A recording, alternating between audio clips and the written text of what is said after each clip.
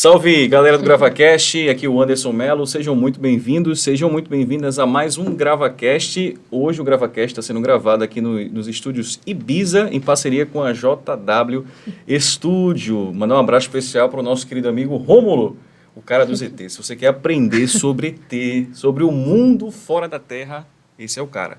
Acessa lá no YouTube, podcast Além do Orion, que você vai aprender tudo sobre o mundo da ufologia, né? Isso, ufologia, beleza?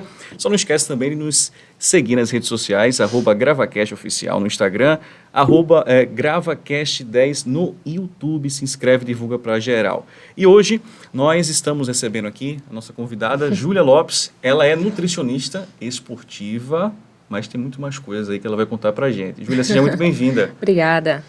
E hoje a gente vai bater um papo sobre essa questão de nutrição esportiva que está muito forte cada vez mais no nosso cenário, né? A gente vê cada vez mais as pessoas cuidando do corpo, principalmente depois da pandemia. A pandemia ela veio como se fosse alertar as pessoas que elas têm que se cuidar. E as pessoas hoje elas estão comprando suplemento, comendo melhor ou não, né? E a gente vai tirar algumas dúvidas hoje com a Júlia. Mas primeiramente, a nutrição esportiva, como é que ela ajuda a pessoa que quer ter um corpo atlético? Corpo atlético, um corpo saudável. Vamos lá, a nutrição esportiva é uma área de especialização da nutrição. Sim. A gente estuda, se especializa naquilo ali. Ela vai ajudar de várias formas, desde fins estéticos, onde a gente vai estar acompanhando essas pessoas para melhorar esteticamente, mas também desempenho esportivo. Então, o olhar da nutrição esportiva vem para isso, para melhorar o desempenho, porque se você treina melhor, você tem um resultado melhor naquilo ali. Então, a gente vem se especializando nisso. Tem muita coisa que vai saindo, né? A mídia vai divulgando muita coisa também, a gente vai se moldando naquilo ali. E muitas das pesquisas que tem na nutrição esportiva começam assim, né? O pessoal vai testando alguma coisa que pode dar certo ou não, e aí a gente vai, pesquisa para o lado de cada ciência para poder levar isso para os pacientes. Então... E aí, nessa questão de em busca de um corpo atlético, né? As pessoas elas só buscam corpo atlético ou a nutrição esportiva também pode ajudar naquela questão de a pessoa ter mais saúde através de uma dieta de alimentação, suplementação, enfim? São dois caminhos aí que disputam, na verdade, né? Sim. Porque todo mundo vai chegar no consultório e vai dizer, Júlia, eu queria ter saúde, eu queria ficar bem, mas eu quero ter essa ideia aqui estética. E às vezes são coisas que vão por caminhos contrários. Nem sempre as pessoas treinam por saúde. Isso. Muitas vezes treinam puramente por estética e são capazes de fazer qualquer coisa para ter aquele corpo ali legal, mesmo que isso leve em risco ali a saúde. Isso. Né? Usam suplementos, vão usar alguns fármacos também que podem trazer algum prejuízo para a saúde, mas estão disponíveis para isso. Sim. Né? Então, a gente consegue alinhar na nutrição esportiva, né? A minha obrigação como nutricionista é isso, é garantir que os atletas, né, ou que os praticantes de exercício tenham corpos atléticos da forma mais saudável possível. Então, a gente tenta orientar e caminhar para aquilo ali, mas também as pessoas precisam conhecer o próprio corpo, saber até onde vai o limite ali, né? Existe alguma diferença no caso da dieta de um atleta esportivo para uma pessoa normal que hoje chega no teu consultório? Vamos simular aqui, a pessoa chega no teu consultório, ela chegou lá, oi Júlia, tudo bem? Tal, eu queria agora fazer uma dieta. Eu não quero competir, não sou atleta. Aí tem um atleta contigo que também tem uma dieta que você passa para ele. Existe uma diferença de dieta? Existe uma diferença. Os atletas eles vão ter um acompanhamento, na verdade, um objetivo de acompanhamento diferente. Então, o atleta, a depender da modalidade que ele pratica, ele vai ter um objetivo ali, ele precisa seguir aquilo ali, ele não tem como errar. Porque atleta é uma profissão. Se ele escolheu ser atleta daquela modalidade, ele tem que fazer tudo certinho. Se eu disser, vai comer só isso, e aquilo ali não pode errar. Sim. Então, os não atletas, que a gente chama de desportistas, né? Que são pessoas que praticam exercício físico, mas que não têm fins competitivos. Sim. Praticam exercício e querem se sentir bem esteticamente, se sentir bem com si mesmo. Então, a gente ajusta uma dieta e consegue flexibilizar mais aquilo ali. Então, a gente coloca mais alimentos que são mais saborosos, a gente coloca uma receita que é mais gostosa. O atleta, ele sofre mais, quando a gente pensa em atleta mesmo. Ele sofre mais, principalmente quando está em período pré-competição, então ele não pode errar. Sim. Se ele quiser ganhar, se ele é competitivo, ele quer ganhar. Então, ele não pode errar na alimentação. Então, existe uma questão de flexibilidade aí que muda, a depender do objetivo, se é atleta ou não atleta. Sim. Entende? E aí também tem aquela questão, que é bem comentada no mundo da nutrição, que é a questão da individualidade biológica, né? Isso. Cada indivíduo tem a sua individualidade, né? Então, uma pessoa que começa hoje uma dieta, ou ela começou também hoje o treinamento, né? Então, ela vai ter uma dieta específica para ela, né? Isso. E assim, a gente vai ajustar para aquela pessoa, né? É a individualidade, né? Então, cada um vai ter uma dieta específica. Pode acontecer de fazer dietas parecidas, uma pessoa responder em 6 meses ter um resultado excelente e a outra demorar 1 ano. A gente não sabe como vai responder porque depende do metabolismo, do quanto a pessoa treina, de quanto está capacitada ali para aquele treinamento também. Se tem acompanhamento com o treinador ou não. Então, tem muita coisa que muda aí de uma pessoa para outra, mas a ideia de ir no nutricionista ajustar a dieta é isso, ajustar a dieta para a pessoa, tem que ser para aquilo ali, para aquela rotina, né, que a pessoa segue, se trabalha, se não trabalha, se come em casa, se come na rua, a gente precisa ajustar dentro daquilo ali para o negócio funcionar. Isso.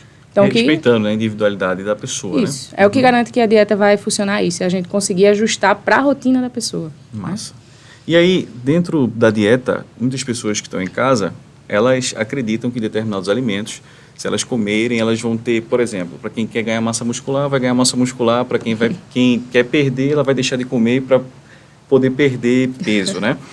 Mas falando sobre a parte mais científica da coisa, em relação aos macronutrientes, para as pessoas poderem entender que está em casa. Muitas pessoas não sabem ainda distinguir o que é um carboidrato, o que é uma proteína, né, o que é uma gordura, e poderia passar para quem está em casa, tipo, distinguir, por exemplo, o pão que a pessoa está comendo é o que? Um carboidrato, né? O filé de frango, assim sucessivamente, para quem está em casa entender o que é o macronutriente e o teu papel como nutricionista é poder fracionar isso de forma correta para que o resultado possa vir? Essa é a dúvida de muita gente, né? Porque fala o nome carboidrato, todo mundo já fica com medo de comer, acha que vai engordar para aquilo ali.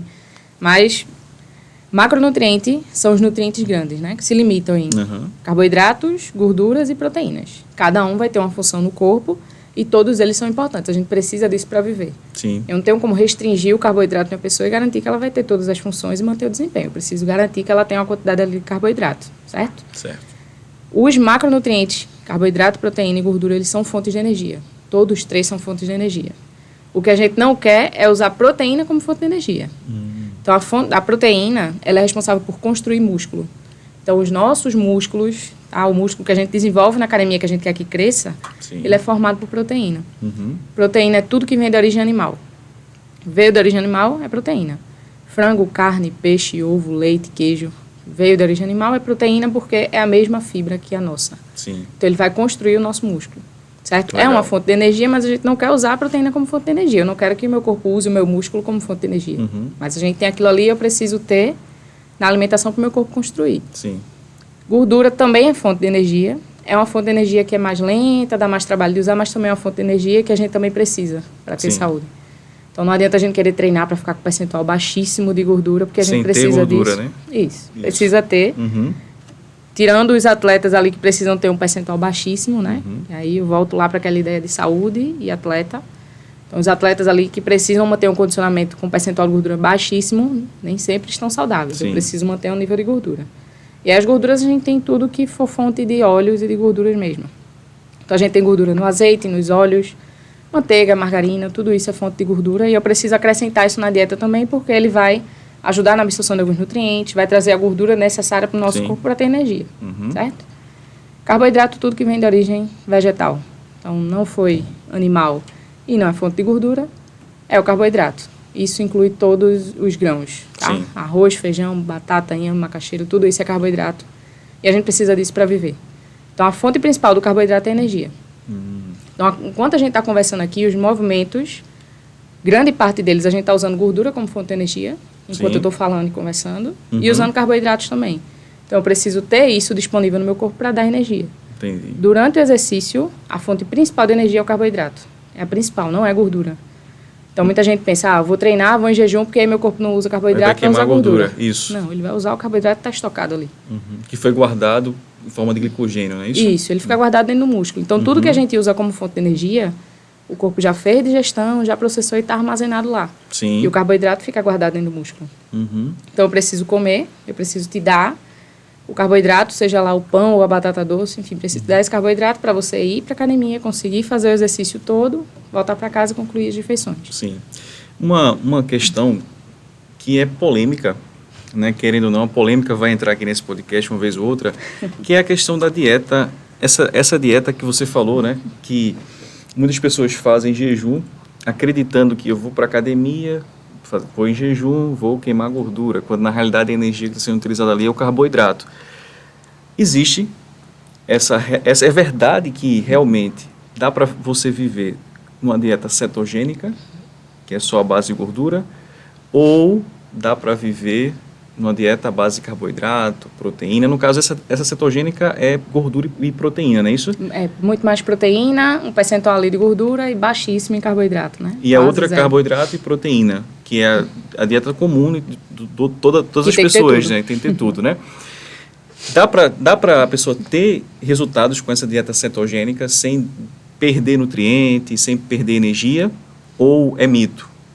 Aí ou depende... é uma grande divulgação por aí da mídia, os influenciadores, não, blogueirinha? A mídia capricha em divulgar isso aí. Uh-huh.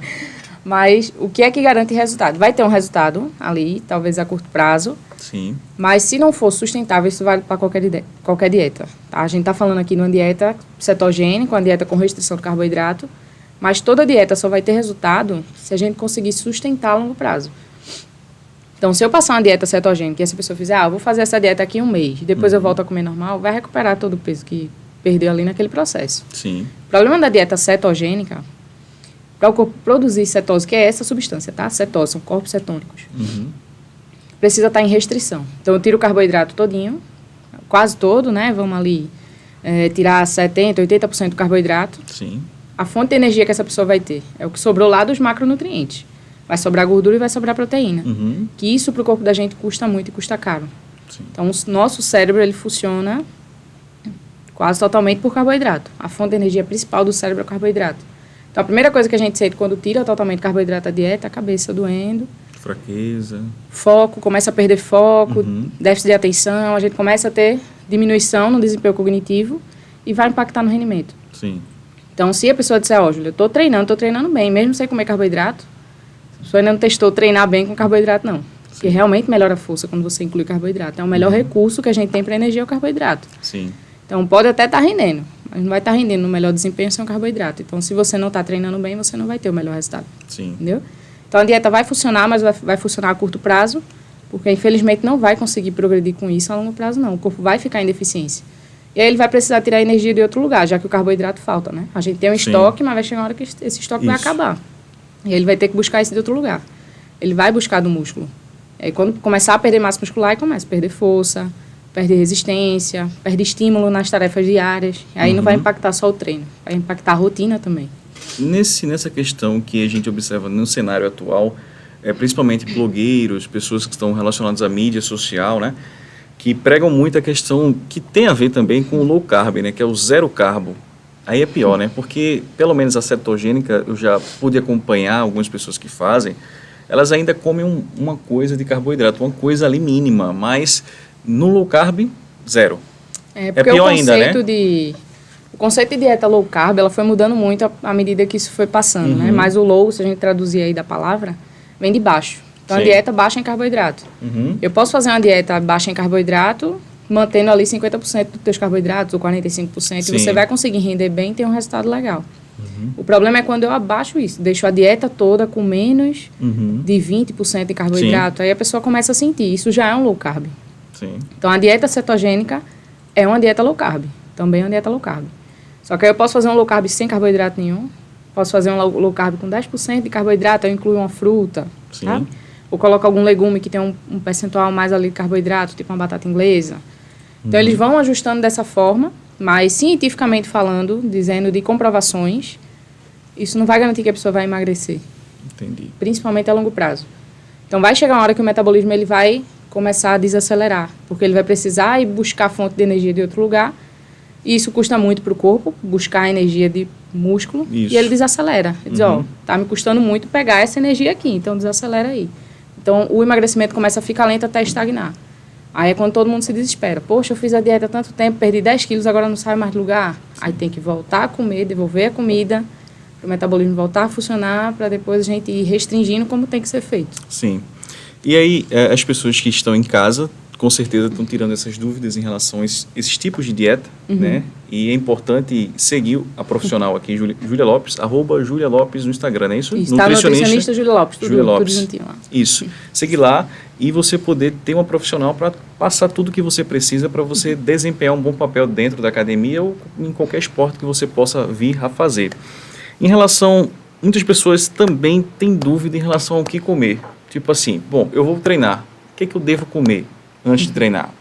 Acabei o treino, eu posso comer? Eu já vi alguns profissionais na internet dizendo assim, olha, acabou o treino, você não deve comer absolutamente nada, você tem que passar 2 horas sem comer. Primeiro, antes do treino, o que comer? E depois, existe um horário certo para comer? Eu terminei, tomei um banho, posso já comer? Isso vai dependendo muito da dinâmica de cada um. Sim. Mas o objetivo na dieta é sempre, se a pessoa treina, né? Eu sempre vou querer que essa pessoa tenha o melhor rendimento no treino. E a gente pode se sentir mal, passar mal, ter desconforto no treino, por excesso de comida ou por falta. Se for por excesso de comida, porque comeu demais ou comeu fontes de difícil digestão muito perto do treino. Aí, na hora do treino, fica enjoado, tem refluxo, Sim. cai o rendimento, aquele treino ali vai ser ruim. Ou a pessoa pode passar mal pela falta também. Então, comeu mal o dia inteiro ou não comeu a quantidade que deveria comer na hora do treino, sente mal, desconforto, baixa pressão, baixa glicose, enfim, o rendimento cai. Então, o que a gente precisa organizar, quando a gente encontra o paciente e vai ajustar a alimentação dele, é qual é a última refeição que ele vai fazer antes de treinar. Ó, Júlio, eu vou treinar de 2 horas da tarde. Minha última refeição é o almoço. Então, o almoço, geralmente, a gente tem uma refeição que tem muito nutriente ali, muita coisa para o corpo digerir. Então, ele vai colocar proteína, aí tem frango, tem carne, tem arroz, tem feijão que tem muita fibra, bota salada que tem muita fibra. Então, esse almoço aí, ele vai demorar pelo menos umas 3 horas para fazer a digestão. Então, se almoçar e for depois de 1 hora treinar, provavelmente vai ter refluxo, vai ter algum desconforto. Sim. Então, isso vai cair o rendimento. Então, eu preciso dar um intervalo. Então, a refeição mais importante para o treino é o que a gente faz horas antes. 3, 4 horas antes. Olha aí. Que o corpo já fez digestão, já absorveu, já guardou, que é aquela energia lá que a gente falou que fica dentro do glicogênio, né? Isso. Eu preciso dar um tempo para isso aí acontecer. Sim. Então, sempre respeitar as refeições anteriores, que são as grandes refeições, geralmente café da manhã, almoço, jantar, comer ali, garantir o horário. E imediatamente antes, se for aquela refeição que a gente faz logo, bem antes, ali, meia hora antes do treino, tem que ser alguma coisa de energia rápida. Então, muita gente, antes de treinar, quer tomar whey. O whey demora umas 2 horas para fazer digestão. Olha aí. Então, você vai terminar de treinar, o whey ainda vai estar lá. Se for um treino de alta intensidade, vai ter vontade de vomitar. E se o whey estiver lá, vai vomitar o whey. Sim. Entendeu? Então, a gente tem que deixar alguma coisa de rápida digestão. A gente tem algumas frutas que são rápidas, melancia é rápido. Ou algum suco, que é rápido também de digestão. E aí a gente consegue, meia hora antes ali, colocar alguma fonte de energia rápida para o corpo fazer a digestão em meia hora. E na hora do treino conseguir desempenhar na melhor condição, no melhor condicionamento. Suco de beterraba. Eu tenho acompanhado alguns influenciadores também e é bem comum utilizar o suco de beterraba como um vasodilatador, né? É legal mesmo? Dá para usar antes do treino? É um potencial vasodilatador. A beterraba é a melhor fonte, né? A substância é o óxido nítrico, que é o que tem na beterraba e dá essa função vasodilatadora. E ela realmente funciona. Então, se a gente vasodilata, se os nossos vasos ficam maiores, a gente vai ter mais sangue chegando ali naquele músculo e ele vai responder melhor. Ele vai oxigenar mais, a gente vai conseguir ter uma contração muscular melhor e melhora o rendimento. Só que para isso acontecer, tem um tempo de digestão de 2 horas. 2 horas? Mesmo que seja um suco de beterraba? Mesmo assim. Porque essa substância, ela demora, que é o óxido nítrico da beterraba, ela demora a chegar e fazer efeito lá no músculo. Então, não adianta eu tomar e depois de meia hora e treinar. Se eu quiser o efeito de vasodilatação do suco de beterraba, tenho que tomar 2 horas antes. Aí combinaria. Vou almoçar de meio-dia para ir treinar de 2h30, 3 horas. Isso. Aí tomo o suco de beterraba ali. Em relação à cafeína, café. Café, muitas pessoas utilizam como pré-treino para dar uma energia. Só que eu já vi pessoas falando que o café, ela dá um pico, a cafeína dá um pico no seu cérebro, mas da mesma forma que ele sobe, ele desce rápido. É isso? Tem alguma verdade nesse sentido? É um bem depende, na verdade. Depende. Cada um vai responder de um jeito. Ele vai ter um pico, a gente toma o café ou a cafeína em cápsula, ele vai ter um pico. Sim. Algumas pessoas demoram para essa cafeína desacelerar. Então, tem gente que vai demorar 12 horas para a cafeína sair totalmente do corpo, outras 6 horas. Isso depende. Tem gente que tem um rebote, ela cai de vez. Sim. E aí, a cafeína dentro do cérebro da gente, ela tem um efeito contrário a outra substância, que tem o efeito de deixar a gente mais calmo, que é a adenosina, o nome dessa substância. Sim. Essa substância, ela tem efeito de acalmar, desacelerar. E aí, ela, no cérebro, ela toma o lugar dessa substância. Então, o que acontece com muita gente? Tem um aumento da cafeína, e aí essa substância que acalma fica de lado. De repente, a cafeína cai de vez, essa substância vai lá para cima. Aí, quando passa o efeito da cafeína, começa a ter sono. Sim. Às vezes, toma com 2 horas, poxa, eu fico muito sonolento, o restante do dia eu não rendo e tal, não vai funcionar. Porque teve uma baixa demais ali. Aí, a gente teria que ir colocando devagarzinho. Ó, ao invés de tomar 300 miligramas de cafeína, vamos começar com 150, Porque aí quando tiver um rebote, não vai ser um rebote tão grande, entendeu? Grande. Tem hora também para tomar a cafeína? Tipo 2 horas antes, 1h30? Em média, 1 hora. Pré-treino também entra nesse? Pré-treino também. Entra também, né? Aí, também. Mesma coisa. A cafeína, ela é muito sensível. Sim. Tem gente que tem uma sensibilidade maior. Uhum. Então, eu tomo a cafeína, com meia hora, 40 minutos, eu já sinto que já estou ficando mais acelerado. Então, ali eu já posso seguir pro meu treino. Sim. Tem gente que demora. Que toma, vai 2 horas depois é que vem perceber que a café está ficando mais acelerado. Então, algumas pessoas têm mais resistência com a cafeína do que outras. Então, vai depender justamente dessa sensibilidade, né? Da pessoa. Sensibilidade. Que aí cada um tem que se perceber em relação a isso. A gente tem que ir testando. E nunca testar na maior dose. Então, a gente vacila muito com o pré-treino, é nisso. Começa botando a dose que tem ali, bota uma dose maior porque não sentiu efeito, aí dobra. Ao invés de aumentar devagarzinho, dobra a dose. Aí, a dose dobrada é muita coisa. Isso. A menor dose é pouquinho. A gente tem que ir devagarzinho. Era um scoop, bota um scoop e meio, sabe? Vai aumentando devagarzinho até o corpo se adaptar naquela ali. E aí, nesse tempo todo, né, que você está, né, acompanhando atletas, é comum, bem comum mesmo, ter muitos acertos, mas também ter muitos erros. Não só atletas, mas pessoas comuns que só praticam o esporte como uma forma de lazer, de ter saúde. Quais são os erros mais comuns que você observa nos seus pacientes, tipo assim, que eles mais cometem? Tipo assim, tentando acertar, mas acaba errando. E como olhar nutricionista, esse olhar clínico, esse olhar que você tem, você procura guiá-lo ali para ele voltar para o caminho certo, ali para seguir a dieta certinho. Vou dizer, o pessoal vacila muito com a proteína, assim, com a quantidade de proteína que come. Então, costuma nessa caminhada, se vou tirar carboidrato, vou colocar mais proteína. Termina colocando tudo no horário errado. Sim. Então, Júlia, eu fui treinar, não sabia o que eu ia comer, eu bati 2 scoops de whey. Começa a sentir uma indigestão, não sabe de onde está vindo, né? Sim. E aí, quando a gente vai investigar isso, vacilou alguma coisa ali na quantidade de proteína, que é aquela ideia. Ela demora a fazer a digestão. Sim. Então, se colocar muito whey antes do treino, vai passar mal. Aí termina que faz o contrário. Tira o que dá energia, que é o carboidrato. Sim. Coloca muita proteína que não dá energia. E aí, no final, perde rendimento. Então, o que a gente vê muito na prática é isso. As pessoas começam a compensar sozinhos, com a intenção ali de melhorar o rendimento, e não melhora. Só acaba piorando, né? Piorando. O rendimento, se né? não passar mal, não vomitar, né? Tem uma coisa importante, né, Júlia, a gente comentar também, é a questão da pessoa, tipo assim, o peixe, ele tem proteína, mas ele não é a proteína em si, porque ele também tem outros macronutrientes também, né? E é importante porque também eu já percebi alguns erros bem comuns, tipo assim, a nutricionista calculou para a pessoa uma determinada quantidade de frango que ela tem que comer, tal. Aí, tipo, a pessoa, não, eu vou comer essa quantidade aqui porque já tem a proteína que eu preciso aqui. Mas não é só isso, né? Se está calculado ali certinho é porque tem que comer aquela quantidade, não é isso? Então, as fontes de nutrientes, elas mudam as quantidades pelo alimento. Sim. Então, o peixe é uma fonte de proteína. Só que ele tem, por quantidade, vamos lá, 100 gramas de peixe, tem menos proteína do que 100 gramas de frango, um pouquinho menos. Então, a gente tem que calcular certinho e botar a substituição. Sim. Porque não vai ser igual. 100 gramas de frango não vai ser igual a 100 gramas de peixe, que vai ser igual a 100 gramas de carne. Cada um tem uma quantidade e tem que colocar ali tudo bonitinho. Sim. Igual a raízes. Muita gente coloca tudo igual. Batata doce, igual a macaxeira, igual a inhame. Mas eles têm quantidade de carboidrato diferente. Então, a batata doce, a gente consegue botar uma quantidade maior do que a da macaxeira. Entendeu? Porque a carga de carboidrato é menor na batata doce. Nós somos do Nordeste, né? E aqui é bem comum o cuscuz. Aqui o cuscuz é a nossa fonte primária de todo o alimento. Dá para encaixar, veja só, dá para encaixar nas duas dietas, tanto para quem quer ganhar massa muscular, quanto para aquela pessoa que quer perder peso. O cuscuz tranquilo? Tranquilo. Então, o medo das pessoas com o cuscuz é realmente no emagrecimento, né? De atrapalhar o processo, porque tem o mito aí do cuscuz de ser alto índice glicêmico, esse negócio todo. Sim. Mas tudo é a quantidade. Então, toda a estratégia de emagrecimento tem que estar voltada a uma restrição de calorias. Lógico que não é a restrição de caloria igual uma dieta cetogênica que a gente tira tudo carboidrato. Sim. A gente vai fazendo isso, devagarzinho, restringindo, acompanhando, aumentando a intensidade do treino para sempre estar em restrição. E aí, calculando certinho o cuscuz cabendo ali naquela quantidade de caloria, vai perder gordura do mesmo jeito. Ficar à vontade para comer. Calculado, né? Na quantidade que tem lá. Calculado. Porque tá à vontade, então vou comer logo aqui a panela toda. Não se empolgar demais, né? E em relação a gente está falando sobre proteína, né? E você falou diversas vezes sobre proteína, sobre essa questão de bater a quantidade de proteína diária.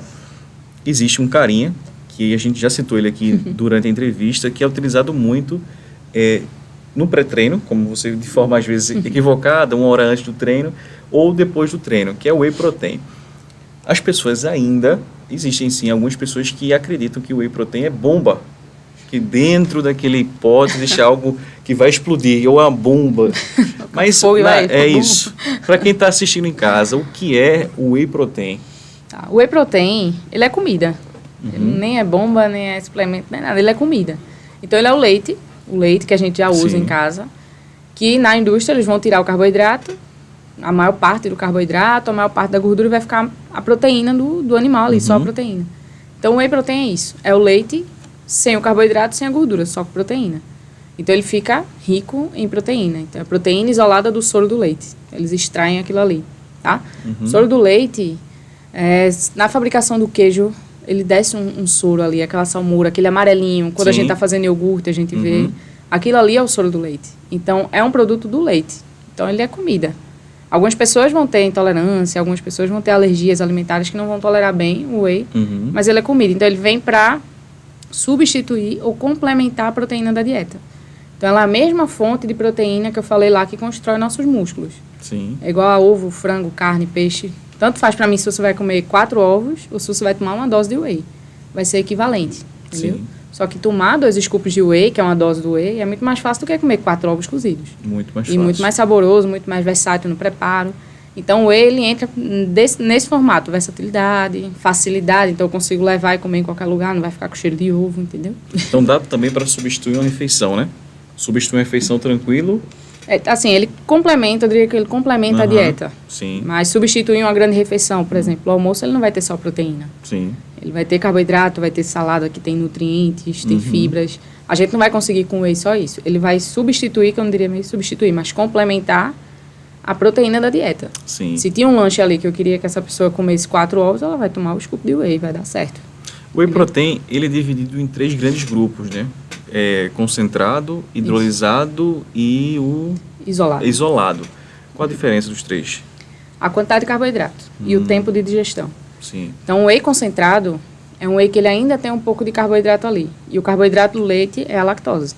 Então, existem pacientes que têm intolerância à lactose, ele não pode ir para esse whey que é o concentrado porque tem uma quantidade ali. Sim. Agora, é um percentual pequeno. Estou falando de 5 gramas de carboidrato, que é pouquinho. Sim. É a média, né?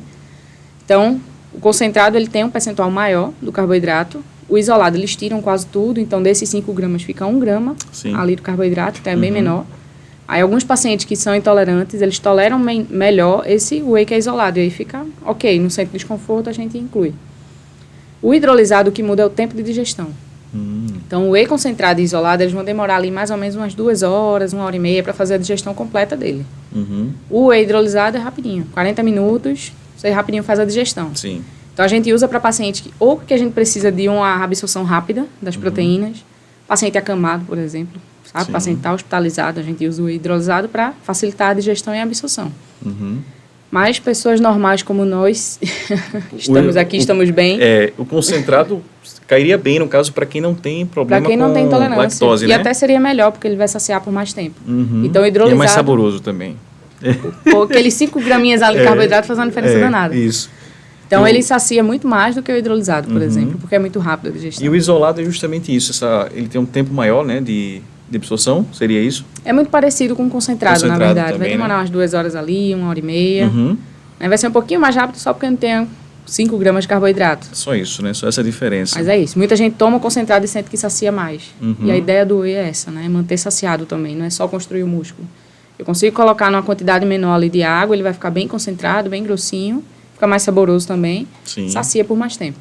Então, a gente está aprendendo aqui que é importante que o whey é um alimento, né? Tirando esse mito, né? Que foi criado por muitos anos, que seria uma bomba nuclear no nosso corpo e não é. Ninguém vai ficar bombado tomando whey, não, pode esquecer. Vai ficar nutrido. Nutrido vai ficar. Mas uma coisa interessante é que eu acompanho, né? Por exemplo, no Mercado Livre, não estou fazendo mexendo no Mercado Livre, mas aproveitando também para falar a quantidade de gente mal intencionada, né, que vende whey no Mercado Livre e na realidade não é whey. Eu conheço amigos meus próximos que adquirem esse tipo de whey, que vem 3 grandes potes de whey, R$99. Eu disse, cara, um whey tão de qualidade não é esse preço. Um só, tu vai juntar os 3 aí, não vai dar um só de um de qualidade. Não, mas é verdade, eu vi lá tal. Para quem está em casa, escolher uma marca certa é fundamental também, né? Porque você pode estar tomando farinha, né? Farinha com água, né? A gente tem os problemas aí do mercado digital nas compras, né? Uhum. Porque às vezes você está indo, eu indico para o paciente, ó, essa marca aqui é boa, a gente tem essa lista de marcas aqui, você pode escolher alguma entre elas, né? Uhum. Aí vai no site, vê um preço melhor, não sei o que, o produto está Sim. falsificado, isso aí a gente não tem como saber. Se você for na marca que eu indiquei e o produto estiver falsificado, eu não vou ter como fazer, a gente vai ter que levar para análise, Sim. entendeu? Mas tem algumas que a gente já desconfia, tipo, a gente vê uma marca que nunca viu na vida, ninguém comprou aquilo ali. E um pote muito gigante, monstruoso. 3 quilos por R$50, tá Isso. estranho. Pode ser qualquer coisa misturada com whey, entendeu? Então, isso aí é um cuidado que todo mundo tem que ter e bom senso também na hora da compra. Então, não que tenha que ser muito caro. A gente consegue encontrar promoções, a gente consegue colocar desconto, às vezes, pelo nutricionista, tem algum desconto ali em alguma loja. Mas cuidado com essas promoções também. Então, sempre olhar atrás. Porque, às vezes, até a própria marca, ele tem várias linhas de produto. Uma mesma marca, ele vai ter um whey que é excelente qualidade e vai ter outro que não é de boa qualidade. Sim. Não é que ele não seja de boa qualidade, é que ele vai ter um pouco mais de carboidrato. Então, talvez para aquele objetivo ali não seja tão interessante. Então, a gente tem que olhar com muito carinho. Sim. E na hora da venda, né, quando a gente trabalha, vai olhar essa questão toda do marketing, de venda de produto, de suplemento, eles vão colocar na frente o whey. Só que não é o whey. Quando a gente vai ler no rótulo, é um hipercalórico. Então, não é que seja de baixa qualidade. É que para aquele objetivo ali, ele não é legal. Só que a gente tem que ter um olhar interessante ali para o rótulo. E aí, teve dúvida, pode perguntar ao profissional. Mas, no geral, ali, um whey concentrado de boa qualidade, ele vai ter até 7 gramas de carboidrato. E, naquela dose ali que vai em média de 2 scoops, pelo menos de 21 a 30 gramas de proteína. Sim. É mais ou menos por aí que a gente tem que olhar. Um suplemento que anda muito próximo ao whey é a creatina, né? Sim. Um suplemento que anda muito próximo ao whey e, para muitas pessoas, ela é o melhor suplemento que existe. Você poderia explicar também para as pessoas o que é a creatina e a função dela no nosso corpo? Tá. A creatina também é uma proteína, ela é diferente da proteína do whey, né? Ela é um aminoácido, é um pedaço da proteína, um pedacinho dela. E ela vai ter a função de aumentar a força no treino. Não é uma energia igual a cafeína, que a gente toma e sai instigado para treinar, não. A creatina, ela vai dar força no treino, vai sentir na hora do movimento. Então, digamos, sei lá, que esse cara fazia rosca direta com 20 quilos. Ele vai conseguir, com 20 quilos, fazer 30 repetições. Aqueles 20 quilos já não vai parecer tão pesado assim. Então, ele não consegue aumentar a carga, fazer mais repetições também. Então, a creatina a gente sente no treino, que realmente melhora a força. Então, o melhor suplemento para força, para ganho de força, é a creatina. E se você aumenta a carga e consegue melhorar a força, você ganha massa muscular. Então, o melhor suplemento que a gente tem para hipertrofia, para ganho de massa muscular, é a creatina. E a gente não consegue, diferente do whey, né? A gente não consegue substituir de outras fontes, porque a dose que a gente precisa para ter um efeito no treino é uma dose que a gente não acha da alimentação. Então, a fonte de creatina na alimentação é a carne vermelha. Sim. Para chegar na dose ali de 3 a 4 gramas, a gente teria que comer quilos de carne vermelha por dia, a gente nem indica isso, entendeu? Então, teria que ser suplementado, a gente só consegue a creatina para melhorar o rendimento suplementado mesmo. E também não é bomba, também não faz mal. Também não é bomba, isso. E em relação à dosagem, geralmente quando a pessoa compra creatina, tem uma dosagem no próprio, no rótulo ali e tal, Sim. no frasco, só que eu já vi também pessoas fazendo ciclos de creatina. É real esses ciclos, tipo 5 gramas, tal hora, enfim. Pode ser feito esse ciclo também? Existe uma quantidade? Pode extrapolar um pouquinho? Existe uma prescrição específica ali que a gente chama de saturação de creatina, que funciona, tá? Mas é para públicos específicos. Então, muita gente tem feito isso e está gastando creatina sem precisar. E creatina está caro pra caramba, assim, a creatina de boa qualidade, né? Sim. Tem aumentado bastante no mercado. Mas para que serve a saturação? Aí vamos de novo para as reservas de energia que a gente tem, tá? Do mesmo jeito que a gente armazena carboidrato no músculo, a gente armazena a creatina também, ela fica armazenada. Só que para ela chegar no estoque, no limite máximo dela ali de nível de creatina estocado, a gente precisa tomar pelo menos uns 14 dias direto. Então, naquela dose mínima ali, vamos lá, 5 gramas, depois de uns 14 dias a gente atinge o limite máximo. E aí tem alguns atletas que estão se preparando para competir, chegam no consultório e dizem, Júlio, eu vou ter uma competição daqui a 10 dias. Não estou tomando creatina, não estou tomando nada. Eu vou querer que esse cara chegue no limite máximo de creatina dele em 10 dias. E aí eu saturo a creatina. Aí eu saio numa dose de 5 gramas por dia, que é uma dose de manutenção, e venho para uma dose de 20 gramas por dia. Sim. E aí vou dividindo isso durante o dia, ele toma ali por uma semana, e aí os limites de creatina vão subir, porque eu preciso que esse cara vá competir daqui a 10 dias. Então eu tenho um objetivo de competição. Pessoas como nós, que não vamos competir nem daqui a 14, nem daqui a 30 dias, Isso. a gente tem tempo para esperar. Numa dose ali de 5 gramas e ir aumentando devagarzinho até atingir o limite máximo. Então, o máximo que vai acontecer se a gente ultrapassar a dose de creatina é aquilo ali, o excesso sair na urina. Na urina. Vai acusar na urina, vai acusar no sangue que tem excesso, entendeu? Agora, é mito ou verdade que ela causa pedra no rins? Ou no rim, não, né? É mito. Não, é mito. Mito, né? É um mito dos grandes, assim. Dos grandes, né? São coisas totalmente diferentes, tá? As pedras dos rins são formadas de outra substância, que é oxalato de cálcio, tem uma questão genética importante aí associada. Fala de água também, né? Está associado também, né? Associado, a falta de água pode ser uma consequência daquilo ali. Sim. Tem pessoas que já têm uma tendência, uma genética que favorece a formação de cálculos nos rins, e vai ter mesmo. Sim. Se errar na água, vai ter, porque o corpo não vai estar expulsando aquilo ali com frequência na água. Aí vai acumular. Mas a creatina, ela não vai piorar isso, ocasionar isso, tem nada a ver. São 2 caminhos diferentes aí. 2 suplementos, a gente está chegando no final do podcast, mas tem 2 perguntas que eu quero fazer, porque eu acho que é, sem sombra de dúvidas, importante para a gente comentar aqui, que são 2 suplementos que continuam na moda, mas para fins atléticos, eles realmente não, o que eles prometem, eles não cumprem, que é o BCAA e a glutamina. Você como nutricionista, ou hoje, Júlia Lopes, nutricionista esportiva, indica esses 2 suplementos para os seus atletas? Aí foi a polêmica, né? Foi a polêmica, vamos lá. Não serve pra nada, assim. Pode ir. BCAA e glutamina, não tem nada comprovado, assim, que eles vão funcionar pra nada em relação a rendimento, a nada disso. Sim. Então, o BCAA sozinho, ele não tem a capacidade de formar um músculo, então ele não vai ter nenhum benefício. E a glutamina também não. O corpo da gente produz bastante glutamina. São casos específicos que alguns tratamentos também, paciente acamado com algum tratamento intestinal. Alguns médicos recomendam incluir a glutamina ali, junto com o tratamento todo. Sim. Mas são casos bem específicos. Então, para a maioria das pessoas, para 99% das pessoas, a glutamina não vai servir para nada, suplementado, entendeu? Sim. É mais um dos gastos aí. Gastos. Agora, o BCAA, em relação ao BCAA, para quem está assistindo em casa, olha que eu observo muito, e eu fui adepto por muito tempo do BCAA. Não, eu fui, já errei muito também. Do BCAA, né? Eu fui adepto do BCAA por muito tempo. Quando eu comecei a treinar, o segredo é o BCAA. Se você tomar o BCAA, você vai ficar gigante. Eu tomava quase a caixa toda e não saía do canto. E aí, o que é o BCAA para quem está assistindo em casa, né? O que é o BCAA e por que ele, entre aspas, é inútil para o nosso corpo? Vamos lá. O que é, antes de a gente entender o que é o BCAA, o que é a proteína, né? O que é o músculo da gente, a proteína. Eles são vários aminoácidos juntinhos ali. Então, quando a gente junta todos os aminoácidos, a gente forma uma proteína.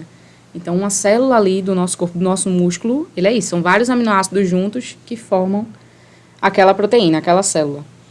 Só que tem muito mais do que 3 aminoácidos. São vários, pelo menos 21 aminoácidos para formar uma proteína. Então, ele precisa de vários aminoácidos para formar um músculo.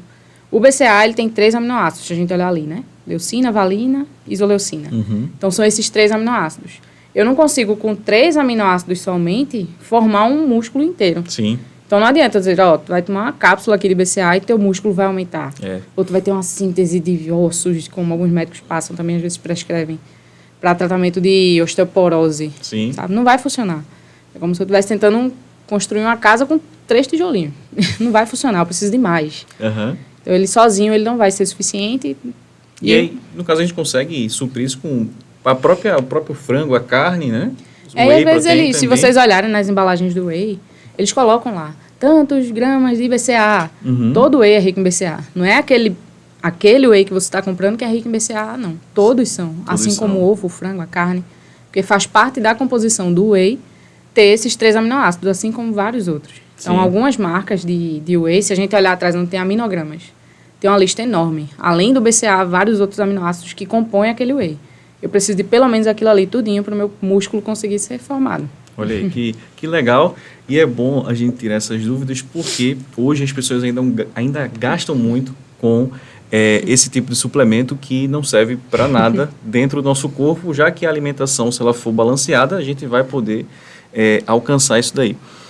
Bom, em relação aqui, para a gente poder ter uma pergunta final que eu queria fazer, é se a gente for escolher hoje, vamos dizer que a pessoa, condição financeira não está muito legal, ela tem um valor ali para investir. A nutricionista Júlia Lopes, esportiva, ela vai indicar um suplemento. Esse daqui, leve ele que vai dar certo. Qual seria? Só pode comprar um suplemento, só tem aquele ali. Vamos dizer que sobrou um troco. Aí o troco pode comprar outro, dá 2. Creatina. Creatina. É o que vai ter mais benefícios pensando em treinamento e é o único que eu não consigo buscar de outra fonte alimentar, né? Uhum. Que eu não vou conseguir substituir. Sim. Os outros eu consigo chegar, a gente dá um jeitinho aqui, até a cafeína a gente desenrola. Uhum. Mas a creatina é só suplementado mesmo. Então, se sobrar o troquinho aí, puder comprar algum suplemento, vai na creatina. Na creatina. Toda vez que a gente tem o nosso convidado aqui, a gente pede para ele deixar uma mensagem para quem está em casa. Qual mensagem você gostaria de deixar para quem está em casa assistindo? Vamos lá, a mensagem. Pessoas, cuidado com o que vocês encontram nas redes sociais. Cuidado com o que é encontrado na mídia, né? O que é que a mídia divulga pra gente. Então, não peguem somente a informação do blogueiro que tá bonitinho ali, que tira uma foto, que tá legal. Não. Isso. Pesquisa o que é aquilo ali, pergunta pro profissional se aquilo ali vai funcionar, se essa estratégia de dieta funciona. Então, o cuidado que a gente tem que ter, sim, a mensagem que eu gostaria de deixar é isso, é o cuidado com o que está sendo divulgado. A gente vai ter muita informação legal e muito profissional legal no Instagram, trazendo informação boa. Mas também tem muita coisa que está sendo divulgada que o pessoal traz para o consultório que realmente é um risco para a saúde. Uhum. Dietas restritas demais, suplementos que não servem para nada, sabe? Então, estão trazendo isso, até medicações mesmo, tratamento medicamentoso, e a galera dá um jeitinho de comprar ali e consegue. Sim. E que vai trazer um prejuízo para a gente arrumar e sair depois dar um trabalho. Então, cuidado com o que encontra na mídia, cuidado como vai absorver essas informações, né? Agradecendo, Júlia, pela sua presença, pela sua participação, viu? Eu que agradeço, obrigado pelo convite. Volte mais vezes aqui para a gente tirar mais dúvidas. À disposição. Agradecendo a você também que esteve conosco até agora, acompanha o nosso podcast. Lembrando que sempre estamos passando por transformações, mudanças. Então, nosso podcast é feito para você. Nós entrevistamos todo tipo de profissional. Queremos ouvir todos, dar voz e vez a todo mundo, para que as suas dúvidas, elas possam ser sanadas. No demais, eu sempre finalizo o podcast falando o seguinte: todas as coisas você pode naquele que te fortalece, e todas as coisas são possíveis sim aos que creem. Vai dar certo, uma hora o seu momento vai chegar, e quando chegar pode ter certeza que vai valer a pena. Então, um forte abraço, que a mão do Eterno esteja sobre a sua vida. Até o próximo podcast. Valeu.